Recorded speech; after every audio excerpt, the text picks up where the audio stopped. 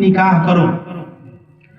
اور پھر میرے سرکار نے نکاح کر کے خود ہمیں بتلایا کہ تم نکاح کرو، اس لیے کہ نکاح کرنا کسی اور کی سنت نہیں بلکہ میری سنت ہے. سبحان اللہ. اس نکاح کو اگر آپ غور سے دیکھیں ایمان تازہ ہو جائے. میرے پاس وقت کی قلت ہے، علماء کرام تشریف رکھتے ہیں، ابھی آپ مکمل گفتگو سنیں گے، لیکن اگر ذہن حاضر ہے تو آپ سنیں. انشاءاللہ چند منٹوں میں کچھ ایسی باتیں سنیں گے کہ آپ کو پرسوں تک نہیں بلکہ برسوں تک یاد رہیں گی انشاءاللہ. شادی اتنی پاکیزہ چیز ہے کہ جس کا تذکرہ قرآن مقدس میں کیا جا رہا ہے.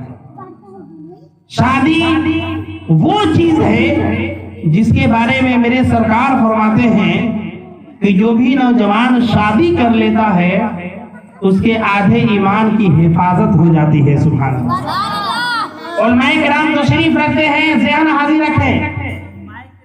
ہم مذہب اسلام کو ماننے والے ہیں. ٹھیک ہے، ایسا ہی ٹھیک ہے، ٹھیک ہے.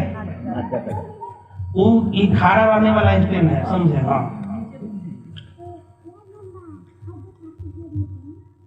درود شریف پڑھیے. اللہم صلی علی سیدنا شفیعنا حبیبنا مولانا محمد بارک وسلم. صلو علیہ الصلوۃ والسلام علیک یا رسول اللہ صلی اللہ تعالی علیہ وسلم. تو میں نے یہ کہا ہم مذہب اسلام کو ماننے والے ہیں.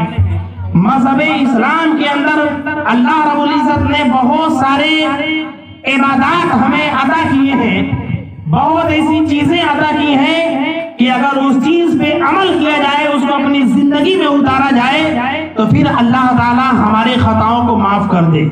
جیسے کہ سارے لوگ جانتے ہیں کہ اسلام کے اندر سارے عبادات میں جو سب سے افضل عبادت ہے وہ عبادت ہے نماز. ساری عبادتوں میں سب سے افضل عبادت کون ہے؟ نماز.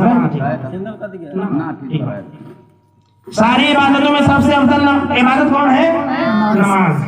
بارہا آپ نے علماء کرام کے ذریعے نماز کی فضیلت سنی ہوں گی، لیکن سارے لوگوں سے یہی سنے ہوں گے کہ اگر مسلمانوں نماز پڑھو گے تو اللہ تعالیٰ تمہارے خطاؤں کو معاف کر دے گا.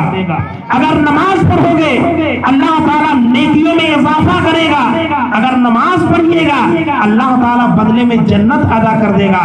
نماز پڑھیے گا آپ کے لیے خوشخبری سنائی گئی ہے، لیکن کبھی بھی کسی علماء کرام سے یہ نہیں سنا ہوگا کہ کہیں پر بھی میرے سرکار نے یہ فرمایا ہو کہ اگر تم نماز پڑھو گے تو تمہارے آدھے ایمان کی حفاظت ہو جائے گی. نماز پڑھنے سے ثواب کی خوشخبری سنائی گئی ہے، نماز پڑھنے سے جنت کی بشارت دی گئی ہے، نماز پڑھنے سے گناہوں سے بخشش کا جو ہے ذریعہ بتایا گیا ہے، لیکن نماز پڑھنے سے ایمان کی حفاظت ہو جائے یہ کہیں نہیں بتایا گیا ہے. اسی طریقے سے آپ نے رمضان میں روزے رکھتے ہو، روزہ رکھنا فرض ہے. جو انسان روزہ رکھتا ہے اس کے گناہوں کو معاف کر دیا جاتا ہے. جو انسان روزہ رکھتا ہے اس کے نیکیوں میں اضافہ کر دیا جاتا ہے. جو انسان روزہ رکھتا ہے اس کے درجات کو بلند کر دیا جاتا ہے. جو انسان روزہ رکھتا ہے اس کو جنت عطا کی جاتی ہے. لیکن کہیں پر بھی میرے سرکار نے یہ نہیں فرمایا کہ مسلمانوں اگر تم روزہ رکھو گے تو تمہارے آدھے ایمان کی حفاظت ہو جائیں گی. آپ حج کو دیکھ لیں، 3 لاکھ 4 لاکھ روپیہ حج خرچہ کر کے انسان حج کرتا ہے. حج کرنے سے جنت ملتی ہے، حج کرنے سے رب خوش ہوتا ہے، حج کرنے سے گناہ مٹتے ہیں، حج کرنے سے انسان پاک و صاف ہو جاتا ہے. لیکن کہیں پر بھی میرے سرکار نے یہ نہیں فرمایا کہ اگر تم حج کر لو گے تو تمہارے آدھے ایمان کی حفاظت ہو جائے گی. کیا مطلب؟ جتنے بھی عبادت ہے تمام عبادت کو آپ دیکھ لو، ہر عبادت آپ کرو گے آپ کے گناہ تو معاف ہو سکتے ہیں، آپ کو درجات سے بلند ہو سکتے ہیں، آپ کو جنت کی بشارت تو مل سکتی ہے، لیکن آپ کو ایمان کی حفاظت کی گارنٹی نہیں مل سکتی ہے. لیکن یہ نکاح ہے. نکاح میرے سرکار فرماتے ہیں اگر تم نکاح کر لو گے تو تمہارے آدھے ایمان کی حفاظت ہو جائے گی. آپ نے نکاح کو سمجھا کیا ہے، نکاح کی فضیلت کتنی بڑی ہے. آج میں آپ کو بتاتے چلوں، یہی وہ نکاح ہے جس کے بارے میں سرکار فرماتے ہیں جب ایک نوجوان نکاح کر لیتا ہے، جب ایک نوجوان نکاح کر لیتا ہے اس کی نظریں جھک جایا کرتی ہیں. سبحان اللہ. اس کے پاؤں جو ہے گناہوں سے رک جایا کرتے ہیں. جب ایک انسان نکاح کر لیتا ہے تو ایک نکاح سے نہ جانے کتنے جو ہے رشتے قائم ہو جاتے ہیں. آپ نے تو یہ سنا ہی ہوگا کہ میرے سرکار فرماتے ہیں کہ مسلمانوں رشتہ توڑو نہیں بلکہ رشتہ رشتہ جوڑا کرو. رشتہ جوڑنے والے کو پروردگار بہت پسند کرتا ہے. رشتہ جوڑنے والے کو, رشتہ قائم کرنے والوں کو میرے رسول نے بہت پسند فرمایا ہے. اور جو انسان رشتے میں درار قائم کرتا ہے, رشتہ کو توڑتا ہے, رشتہ میں کھٹاس پیدا کرتا ہے, اس سے اللہ و رسول ناراض ہوتے ہیں. اب اگر آپ کی ذہن حاضر ہو گئی ہو تو ذرا دل و دماغ کو حاضر رکھیے گا. ایک نوجوان جاتا ہے شادی کرنے, جب تک وہ قبول نہیں کیا ہے, جب تک وہ قبول تو نہیں کیا ہے, اس وقت تک تو وہ کسی کا بیٹا ہے, وہ کسی کا بھائی ہے, وہ کسی کا بھتیجا ہے, وہ کسی کا بھانجا ہے, وہ کسی کا پوتا ہے, وہ کسی کا ناتی ہے. لیکن مسلمانوں میں آپ کو بتلاؤں, جب نوجوان صرف یہ کہتا ہے میں نے قبول کیا, ایک لفظ زبان سے ادا ہونا ہے میں نے قبول کیا, ایک لفظ ادا کرنے کے ساتھ ہی ساتھ اتنے سارے رشتے جڑ جاتے ہیں کہ اب وہ کسی کا باپ بن جاتا ہے, وہ کسی کا شوہر بن جاتا ہے, وہ کسی کا داماد بن جاتا ہے, وہ کسی کا خالو بن جاتا ہے.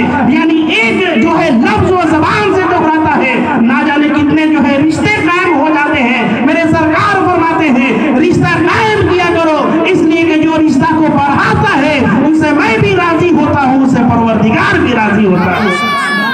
نوجوان نے کیا کہا, صرف میں نے قبول کیا, ایک لفظ دہرایا, کتنے رشتے بن گئے. ایک بات اور میں آپ کو بتاتے چلوں, یہ قبیل تو آپ نے سمجھا کیا ہے, جب تک ایک نوجوان یہ قبیل تو کا لفظ نہیں دہرایا ہے تب تک وہ کمارا ہے. وہ کیا ہے, کیا بلند آواز سے کہیے نا, کیا ہے, کمارا ہے. جو ہی انسان کہتا ہے میں نے قبول کیا, اب وہ کیا ہو جاتا ہے, شادی شدہ. تیزی میں سنیے گا چونکہ وقت نہیں ہے, وقت ہوتا میں آپ کو بتاتا کہ پھر نکاح کہتے کس سے ہے, نکاح کیسی چیز کا نام ہے. ایک بات اور سنیے, میرے سرکار فرماتے ہیں کہ جب کوئی بندے مومن نماز پڑھتا ہے, جب وہ نماز کے لیے کھڑا ہوتا ہے, آپ بھی تو نماز پڑھتے ہو کہ نہیں پڑھتے ہو؟ ارے یار ہفتہ میں ایک دن ہی صحیح پڑھتے تو ضرور ہے, جمعہ کی جمعہ پڑھتے ہیں نا, 360 والے کوئی نہیں نا ہے. اللہ کرے کہ ہمیں نماز پڑھنے کی توفیق دے. بھائی نماز یاد رکھو ایمان والوں کی پہچان ہے, نماز مومنوں کی معراج ہے, نماز میرے رسول کی آنکھوں کی ٹھنڈک ہے. نماز پڑھنے سے ایمان میں تازگی پیدا ہوتی ہے, نماز پڑھنے سے روحانیت میں اضافہ ہوتی ہے, نماز پڑھنے سے پروردگار راضی ہوتا ہے. نماز پڑھا کرو. ہم جمعہ کی جمعہ نماز پڑھتے ہیں, آپ کی مسجد میں سینکڑوں لوگ ہوتے ہوں گے, ایک صف میں جیسی صف ویسے لوگ 15 لوگ 20 لوگ 25 50 لوگ بھی ہوتے ہوں گے, ہر طرح کے لوگ ہوتے ہیں. میرے سرکار فرماتے ہیں کہ ایک ہی صف میں ایک ہی وقت کی نماز دو بندہ پڑھ رہا ہے, ایک غیر شادی شدہ ہے اور ایک شادی شدہ ہے. شادی کی فضیلت سنیے, شادی کی برکتیں کتنی ہے وہ سنیے. میرے سرکار فرماتے ہیں دو نوجوان جو ہے نماز پڑھ رہا ہے, ایک غیر شادی شدہ ہے ایک شادی شدہ ہے, ایک ہی امام کے پیچھے ایک ہی مسجد میں ایک ہی وقت کی نماز آدمی پڑھ رہا ہے, لیکن صرف فرق کیا ہے کہ ایک شادی شدہ ایک غیر شادی شدہ. تو میرے سرکار فرماتے ہیں کہ غیر شادی شدہ نماز پڑھتا ہے ایک رکعت تو اسے ایک رکعت کا ثواب ملتا ہے, لیکن وہی نماز اگر شادی شدہ پڑھتا ہے تو اس کو 70 وقتوں کا ثواب ملتا ہے. سبحان اللہ. ارے کہاں ایک رکعت کہاں 70 رکعت, فرق پڑا کہ نہیں پڑا؟ آپ کو کچھ اس میں اسپیشل پڑھنے کی ضرورت نہیں, جو سورہ فاتحہ امام صاحب اس کے لیے پڑھے وہی آپ کے لیے بھی پڑھے, جو سورت اس کے لیے پڑھے وہی آپ کے لیے بھی پڑھے, جو کلمات رکوع میں امام صاحب اس کے لیے وہی آپ کے لیے بھی, جو سجود میں اس کے لیے آپ کے لیے بھی, سب چیز سیم ہے. فرق کیا ہے, ایک غیر شادی شدہ ایک شادی شدہ. شادی کی اتنی فضیلت ہے اتنی برکت ہے کہ جب ایک بندہ شادی کر لیتا ہے تو شادی کے بعد جتنی نماز پڑھتا ہے ایک ایک رکعت کے بدلے اس کو 70 رکعتوں کا ثواب ملا کرتا ہے.